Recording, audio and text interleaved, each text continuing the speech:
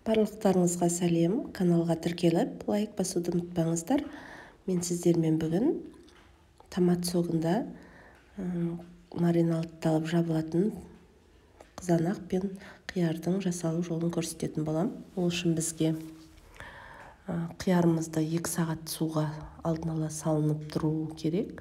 2 сағат бойы суды сіңіріп, жаман бойындағы артық нәрселері суға шығатын болады. Тазалап алып қиярымызды дайындап аламыз осылай. Және бізге банкаларымыз арнайы монтоваркіде кәдімгідей булану керек, стерилизовать етіп. Каналға тіркеліп отырыңыздар. Бізге осындай заттар керек болады, тамақтар. Қазір жасалу жолын көрсететін болам. Бізге бір стерилизовать еткен банкымызде хрен жапырағын салатын боламыз. Сіздер біреуін салсаңыздар болады хрен жапырағының. Мен 1,5-ын салдым. 1,5 біреуін салсаңыздар болады, жеткілікті.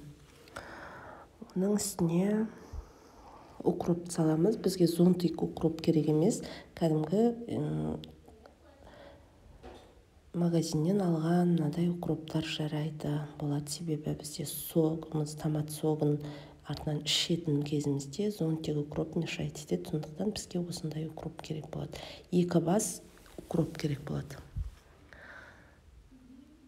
Сосын болгар бұрышының бір банкіге жарты болгар бұрышы, жарты қызыл болгар бұрышы және жасыл болгар бұрышының жартысы, жартыдан 2 банкі жабамын.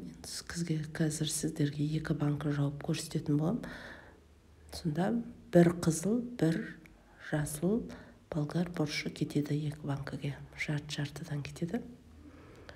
Және қиярымызды осылай тазалап алған қиярымызды ішіне тығыздап орналастыратын боламыз. Біздер қазір су құйып төгіп тастайтын боламыз. Сондықтан помидорын салмаймын.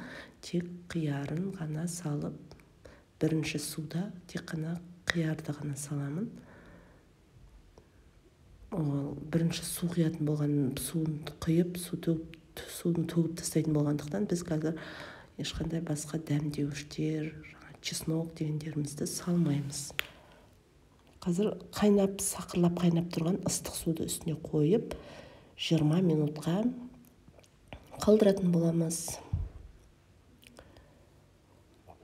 Каналға тіркеліп отырыңыздар. Әлі де тіркелмей көретін болсаңыздар, тіркеліп қойыңыздар менің каналыма.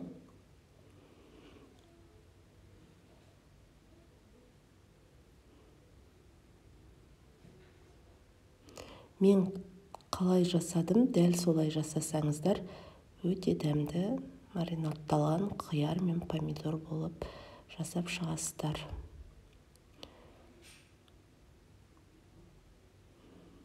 Неге осының үстіне қайнаған ыстық суымызды құямыз, сақырлап тұрған.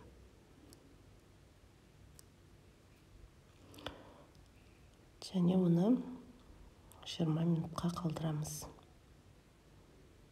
20 минуттан кейін үстіне тесік крышкамызды қойып, төгіп тастайтын боламыз суын.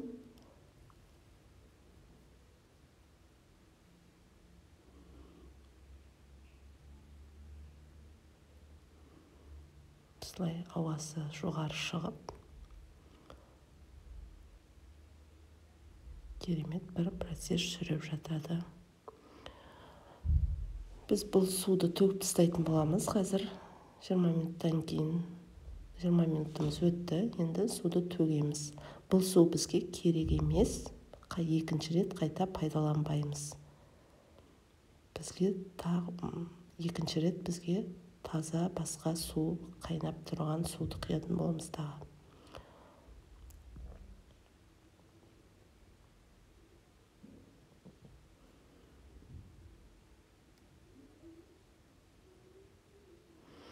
Назарларыңызға рахмет. Каналға тіркеліп, лайк басуды ұмытпаймыз. Помидорларымызды осылай тесіп, сыйғанша саламыз.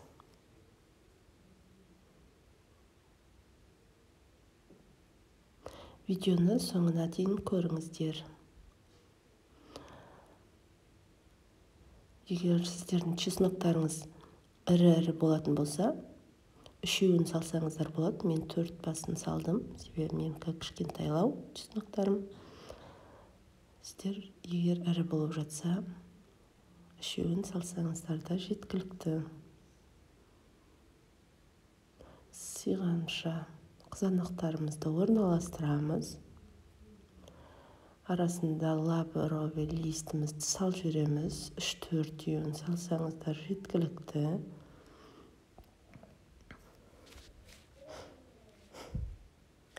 Және осындай түйір қара бұрышымызды 15-20 штугын саламыз.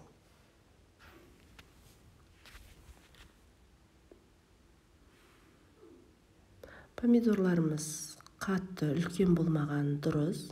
Мен сопақ помидормен средний кішкентайлау түрін таңдадым. Үстіне 1 ас қасықпен қант салатын боламыз. 1 ас қасық қант және 1,5-2 ас қасық тұз салатын боласыздар. Мен 1,5 ас қасығын салдым. Мен қатты ащыны ұнатпаймын. Бізде уксусымыз 70% болу керек. Ол міндетті түрде 70% болу керек. 1 чай қасық уксус құямыз. 1 чай қасық. Уксус 9% дегендер жарамайды. Сөйтіп біз қайнап тұрған томат согымызды құятын боламыз үстіне. Бұл томат согын дайындап алу жолын мен сүрмеппін. Жалпы мен өзім соковыжималкаде езіп алдым томат согын. Әрбір неге 1 литрдей томат согы кетеді. 2 литр 2 банкаға қайнатып алып, осылай жаптым. Астарыңыз дәмді болсын, жасап көріңіздер. Назарларыңызға рахмет. Сіздерде де жақсы болып шығады деген ойдамын.